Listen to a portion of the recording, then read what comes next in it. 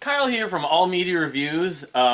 Sorry for the delay, and I've had like an assortment of things, but I'm here to do Pepe Deluxe, the new Pepe Deluxe album, Comix Sonix, which was released last Friday, June 21st, the day after my birthday, the first day of summer. Yeah, I've just, between work and PTO and health stuff I'm still dealing with. I'm doing better. That's the last couple days I've been doing better, but so yeah, and then I could also mention 1994 I might be able to get in today. That's also been sort of not at the speed, not taken in like I would like, but I may just decide to do it as it is today. So because I'm off today. Today's Wednesday, the 26th of June. So but and I'm okay. So Comix Sonix, the sixth album, number 6, Pepe Deluxe, the newest album. And of course there are advanced singles for this thing. I also should mention there's something else that they're looking to release that may not be under the Pepe Deluxe name, but anyway. I'll just go over it. I mean, it's the 6. I did all these other records. I may do a ranking or something. Now that I have, I did buy, I have an update, I forgot about that. What did I do with that? Yeah. So, Super Sound was number 1, was the first one. Beatitudes number 2. Spare Time Machine number 3. Oops. Queen of the Wave number 4. And Phantom Cabinet from 2021 number 5. So, my physical copy of Comix Sonix, the vinyl, has not shipped yet, so I don't know. It could be a month or two before I get it. It could be from Catskills. I haven't even mentioned all these, most, if not all of these records. The last few, especially, were released on this Catskills. I don't know if this one was, but Catskills Records or whatever. So you can see the Catskills logo there. But anyway, I'll just get into it. Trying to like beat around the bush here and everything. So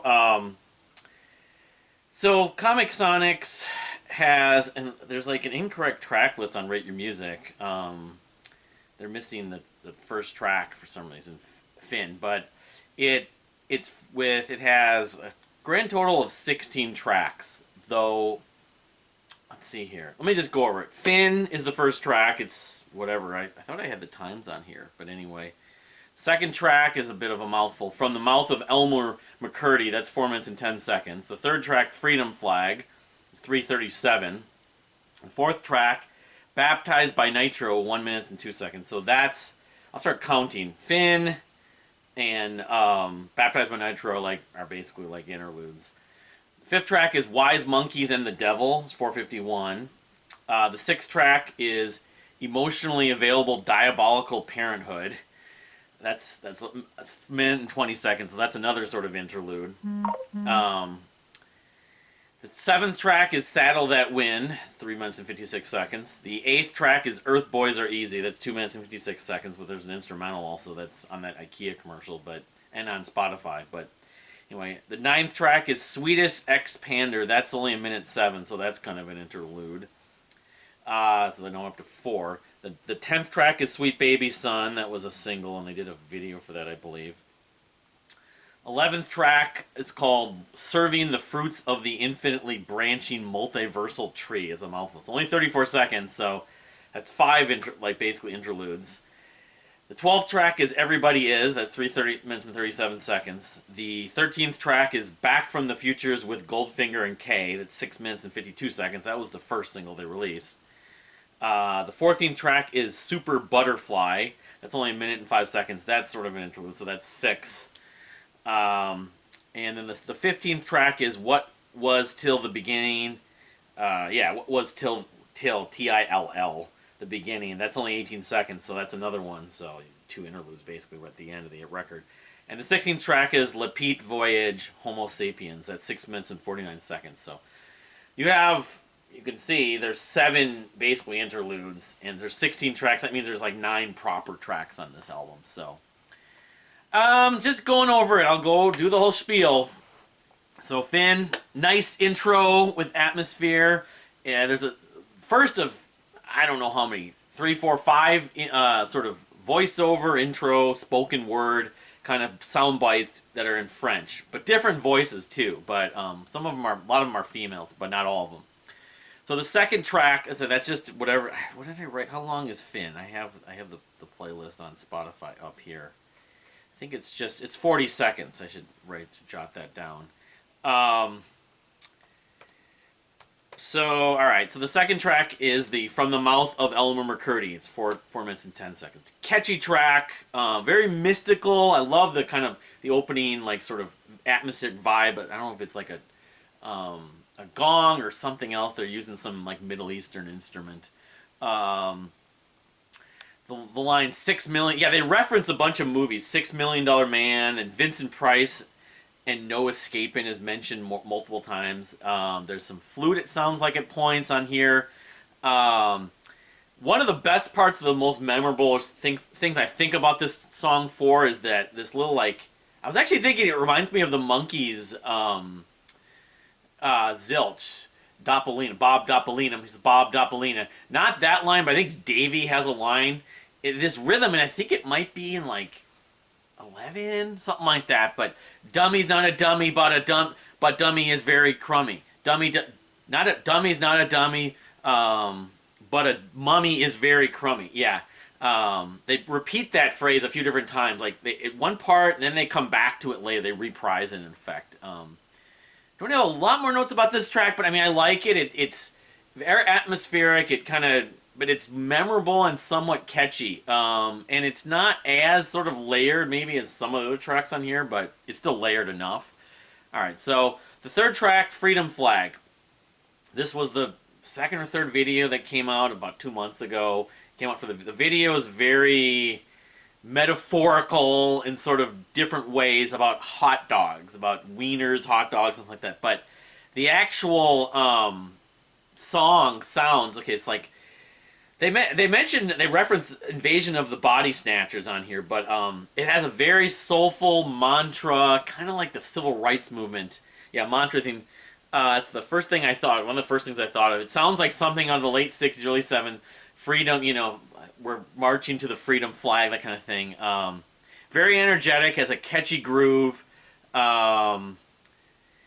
Yeah, it has that march, that rhythmic dance with percussion. Midway through, it changes times a little bit, and then you get the surf guitars. Although surf guitars, while they were very prominently used on Queen of the Wave, it points on. I have the prop, of course, for Comix Sonix. To have the image probably go here. Anyway. They use the surf guitar, obviously, a lot on Queen of the Wave. They used it a lot on Spare Time Machine, or they used it at points on Spare Time Machine. They used it a little bit on Phantom Cannon, the last record, but it's not used nearly as much on this record, which is fine. I mean, I love it, but they don't need to like repeat themselves. I mean, it's kind of one of their MOs, but not the only thing they're known for. So, anyway, yeah, I really like Freedom Flag, although. The vocals are sang mostly by a female, if not all, but there's like layers of vocals of her, I think. But yeah, it sounds like something out of the civil rights movie, I'm thinking. But sort of in an ironic way. And the whole video with the hot dogs just... There's probably more to it. If I get the vinyl, maybe I'll try to get more into the concept and understand a little more about it. But anyway. Number 4, Baptized by Nitro, is just, like I said, it's an interlude. The sound at one point in like a few 20 or 30 seconds in, and you get this like texture, and you hear what says baptized by nitro. Then there's these staccato horns. The baptized by nitro sounds like kind of like Keegan Michael Key. I keep on thinking it's Keegan. It's not, I don't think, but similar kind of voicing. But like, oh yeah, baptized by nitro. Nitro, not from the American Gladiators, I don't think. And I was just playing. On my birthday last week, I played one of the games I played was that racing game where you're a car and you get nitros in this dirt bike. Not a dirt bike, but it's like one of those games, those arcade games where you're a car going through different dirt sections. I can't remember the name of it. I need to go back there. I took video actually last Thursday, but so track number 5, Wise Monkeys and the Devil. Great horn and instrumentation at points on this track. Lot of female shouting, almost squealing, like, ho, like very operatic at points. They reference Red Sonja. So like Red Sonja, I think, the $6 Million Man, Vincent Price, and Invasion of the Body Snatchers. They do a lot of movie references, which is not like completely new to them. I think some of the other records they've done similar things, but anyway, among other things, I remember I wrote down Red Sonja. There's a great theme played in trumpet and what sounds like picking guitar. At one point, the vocalist goes through like talking about wise monkeys and the devil. Monkey see and monkey do. They don't. It's not monkey see, monkey do, but of course that's the phrase monkey see, monkey do. But monkey see, monkey do. It reminds me of like a 60s/70s cartoon theme song. A lot of that on this album, There are moments I can say that remind me more that the Queen of the Wave kind of element. I get a little bit from that. In this, I get a similar vibe of sort of period based. It sounds like a 60s or 70s cartoon theme. Like there's just very kind of fast rhythms and very energetic. The female uses Queen-like vocal shrieks and layers throughout this at points. So, good track, Wise Monkeys and the Devil. Track number 6, Emotionally Available Diabolical Parenthood. It's really just a quirky interlude piece with fat synthesizers. There's not a lot more to this track. It's fine. The title sounds like something that Later One Wright or Malden of the Well would add, or like maybe even unexpect. Anyway. Or Mr. Bungle, one of the bands that Pepe Deluxé at points have been compared to some degree. So, alright, number 7, Saddle That Win. A few weeks ago they put out a video for it, like 2 weeks ago.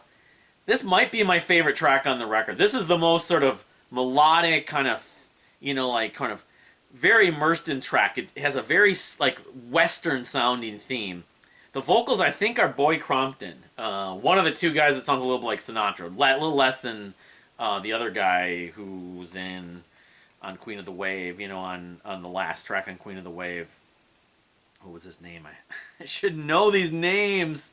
Writers on the first arc. Chris Coate. I don't think Chris Coate's on this record, but Boy Compton is, and I think that's Boy Compton who does the vocals on this. But this is great. It has the sort of chorus, bring me my horse, my horse brings me my wings, do do do do do. But very like Western, like I can't describe it in any way. A little, you could say like Marconi or whatever, something like that. Dreamy at points. The string parts are great. They complement the lead vocals, like almost like back, like call and response, or kind of it's a harmony with the vocals. But like Boy Compton singing like in the same key as the whatever the string parts are kind of echoing. I don't know if it's violin or it's a synth patch or some other instrument they got for that. When I get the record, maybe that information will be provided. I don't know. There's a spoken line. I can't believe it's not a turntable though. At one point later in the track, and then at the end you get samples from a woman speaking another language, and I don't think it's French in this case. It sounds a little bit like Japanese, but again, even though I've listened to this track maybe 7 or 8 times at this point. It came out a couple weeks ago. I didn't want to burn it. I'm one of the people that I only want to listen to the advanced singles a couple times, and then unless they're just so damn good, and then I want to hear it within the record. And so I kind of waited. So I didn't listen to it too many times. It has won me over though. Like I said, this might be my favorite track on the record. Number 8, track number 8, Earth Boys Are Easy. And I'm getting a package, it looks like. Very good track, very energetic. The vocals are weird though, but I think this is the first song that reminds me most of like Go Supersonic, the first track they've written since then. Very fun and catchy. The vocals are just really high pitched though, but the energy's similar to Go Supersonic. Has the line, "Here comes the girl." It almost sounds like it's quirky and manipulated or higher pitched female vocals with horns. Very much in a major key though. Some marching, some fast drum fills. Yeah, like a 50s or 60s, sort of like those retro science fiction film stories from that era, 50s and 60s. Earth Boys Are Easy. Very loungy, like the Jetsons. I think of the Jetsons in some ways. But the vocals sound like they're frequently manipulated. so the female singer sounds rather young, almost like a robot or an android. I'm getting like kind of like Ex Machina or one of these stories with the female android, like the love slaves, like the rope, whatever. And of course, Earth Boys Are Easy is basically blatantly a reference to the film, and might have been like a novel, but at least a film that was in like the early 80s, I think. Earth Girls Are Easy. But, I'm getting I get this vibe like you're dancing in space. Like I said, the Jetsons. I mean, it's a fun track. It's a little quirky, but I think it's a grower. At first, I was sort of like only lukewarm on it. And I know there's the instrumental version, of course, I'd heard before. But, yeah, it's not if I'm ranking tracks on this, it wouldn't be in the number one. I think I like Saddle That. But having that go back to back with Saddle That, when you get like a one track to another track that are really two to look forward to every time listening to this album. So, the ninth track, Sweetest Expander. It's just like another interlude. Organ driven with bass. It's kind of smooth, It's all the more I can say about it. It's nice. It again, within the whole record and the concept, it adds something to it. I'm not sure what Expander is referring to, pandering. But anyway. So track number 10, Sweet Baby Son. Vocals are like whispered at the beginning of this song, but I dig the sort of little methodical march toward the end.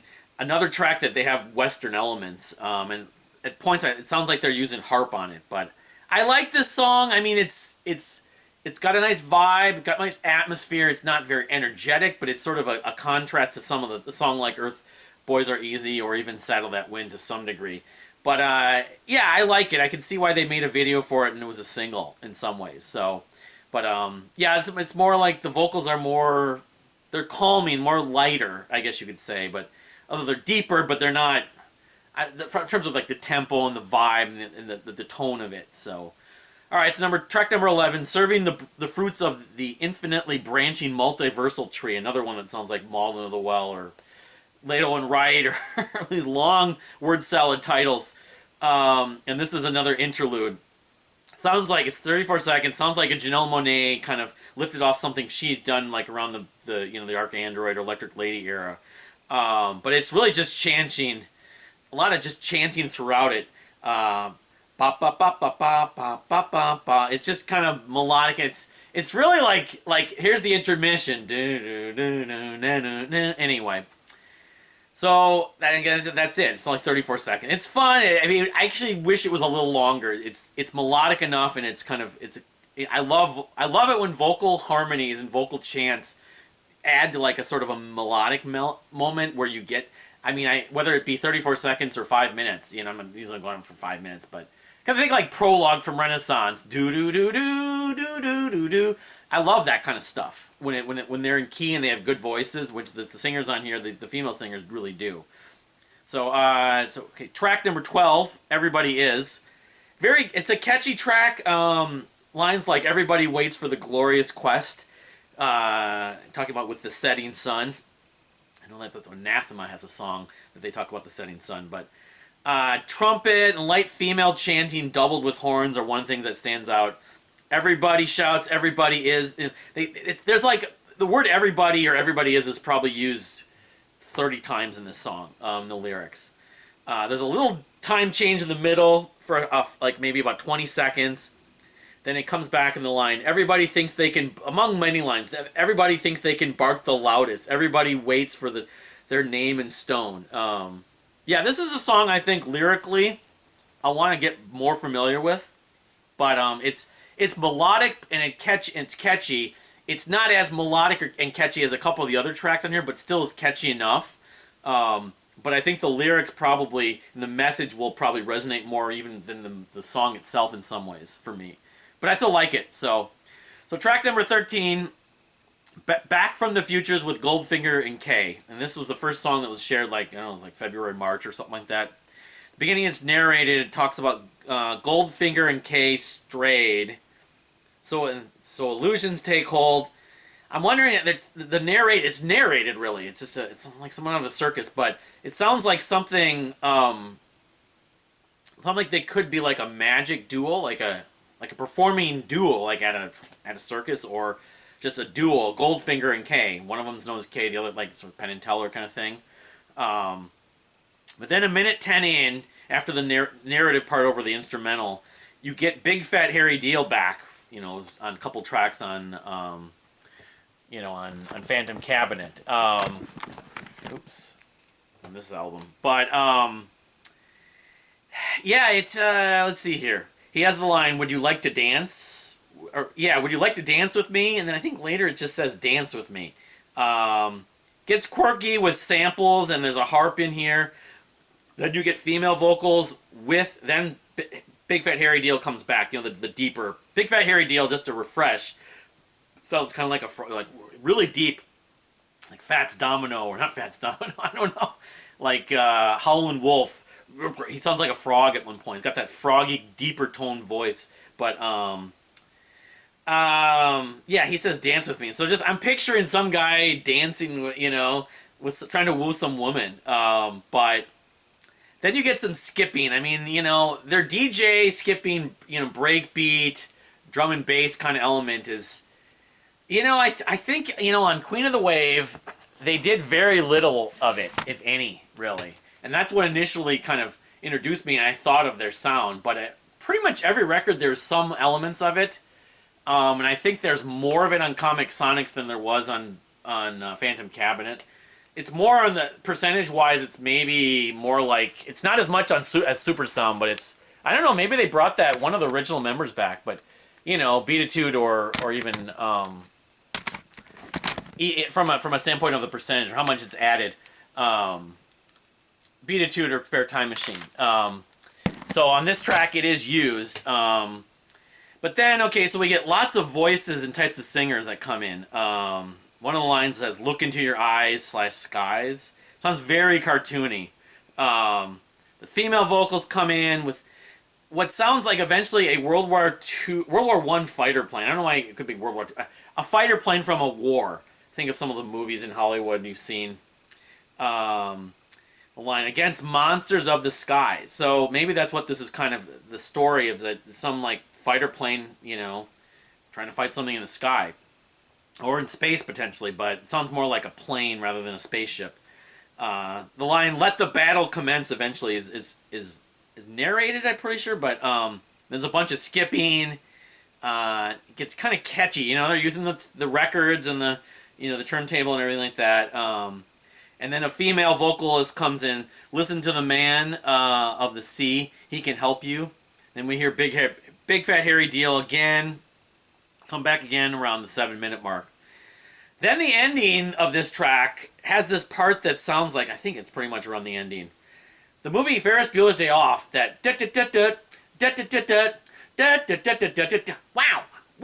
wow, that quirky, kind of jumpy, that ending scene where you see Ferris Bueller, Matthew Broderick, trying to run home to beat his parents, his mom home.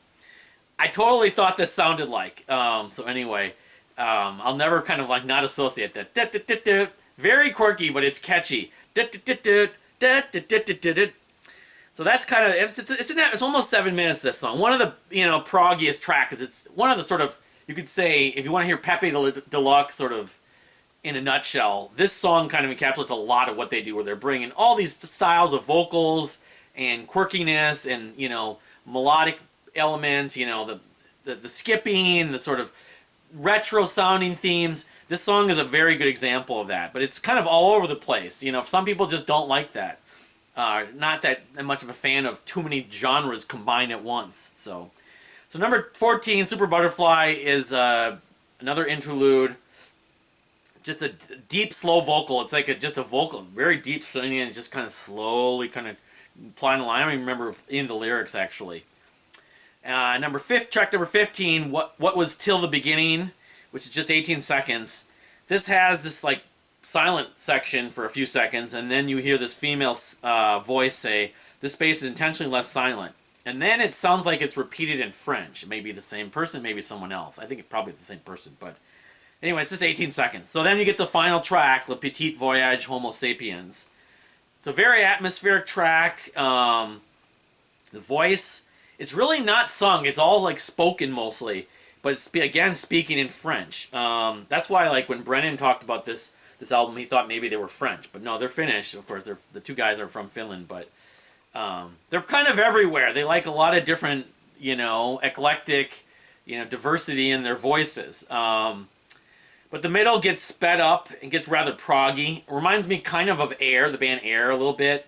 I mean, the French vocals kind of suggest that too, but it's spoken word with atmosphere. You get spacey synths and the, you know, the percussion, the drum work, the snares, and everything like that. But this song is what, it's almost 7 minutes too. It's like 6 minutes and 49 seconds, but it doesn't really feel long though. It's just, it's like, at the same time, it's like as a climax to this record.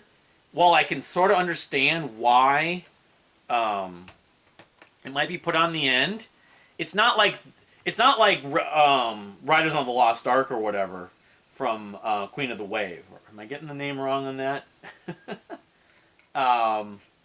It's not this big ending. Yeah, I mean, you think about these albums. Queen of the Wave has the big ending with, you know, Riders of the Lost Ark. Phantom Cabinet Volume 1, Tiger Boy, Rocket Boy doesn't have it. So it's sort of, I can see how, again, it's sort of from a concept, from an atmosphere, kind of like, you know, here's the end, we're going to give you this kind of spacey kind of ride toward the end, and we get the voiceover, the narration. It's like, now we're coming to the end. They did that a little bit I remember on Tiger Boy, but, you know, I like it as an ending track, although, yeah, I mean, I think they've had better ending tracks, but the ending tracks haven't necessarily been the best parts of the record. I mean, I love Riders of the Lost Ark. I'm not getting the song. I can never remember the titles. Riders of the First Ark, rather, not the Lost Ark. I like that as a great epic ending. This is epic, but it's not as sort of big. It's more soothing, you could say. So that's my spin on Comix Sonix at this point. Maybe I've only listened to it 5 times. I'm gonna hopefully get the vinyl within the next couple months, if not a few weeks. You know, Catskills, it's got to send that stuff out, but I pre-order. I will probably get the CD at some point too. You know, I only Brennan. He's like the only one. My friend Christian's probably heard it too, but you can't do it. I can't do anything more about it. You know, and I've kind of come to grips with, as much as I think this record is super accessible and that should be more well known. The Pepe Deluxe catalog, the styles, while they're not like, this isn't Henry Cow, this isn't rock and opposition exactly, and it's not DJ music, they are almost kind of a victim of their being too diverse, in that they're really just, because they combine so many genres at once. Or like Mr. Bungle, how Mr. Bungle did it, how King Gizzard doesn't necessarily combine them simultaneously, they just do a bunch of styles between records. But, I don't know. I think and that's probably why Pepe Deluxe, not only because they haven't put a record, they waited 9 years between, you know, these two records, but I think that's kind of it. Is they kind of are artists, so they're just going to do what they want, and so I'm kind of viewing this new record, even though it's still really new to me and have not listened to it really enough to know fully.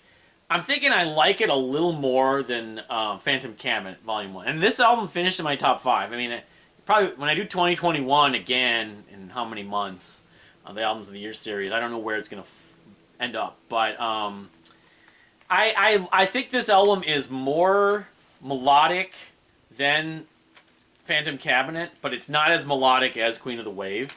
It's closer to these two records, especially it's closer to Spare Time Machine. I think its best moments are really good, and I've kind of knowing more what I look for in their sound, rather than expecting them to write another record that basically does the same thing this album does. They don't want to do that necessarily.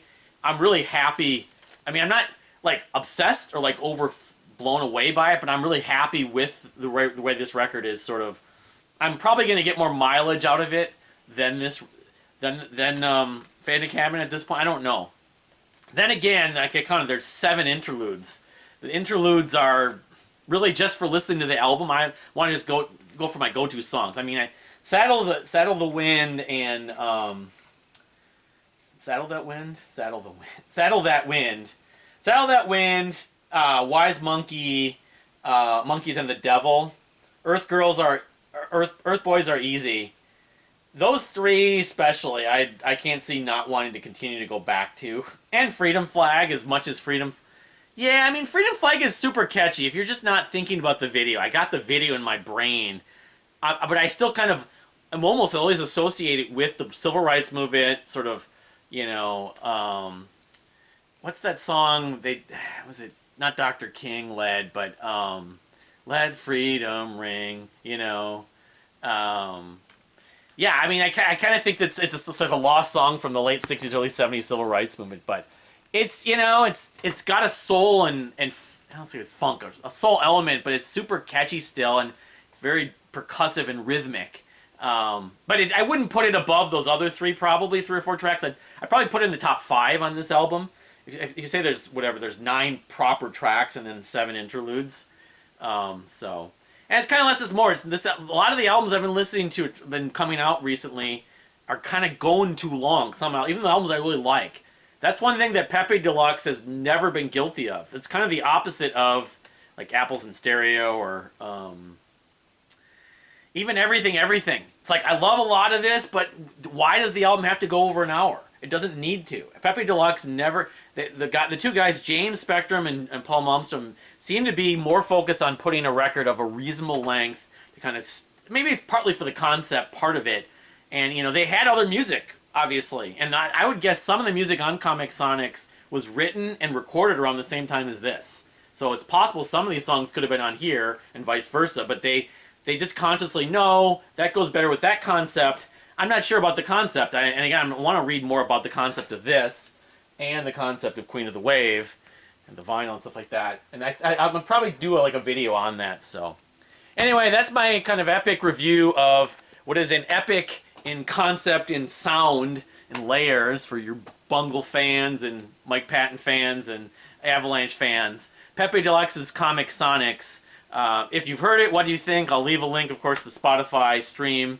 When I get the vinyl, of course, I'll show it, and then I'll reiterate. I'm going to try to do more of a breakdown of the second disc, the bonus disc on this thing, and the concept, because I'm going to read maybe more about the concept of a Phantom Cabinet and that, and maybe Comix Sonix. So I don't know if I'll do 2 or 3 more videos on Pepe Deluxe, beyond even showing the vinyl when I get it for Comix Sonix. But thank you for watching again. I'm hopefully to get 1994 soon, but thank you for watching. We'll see you next time.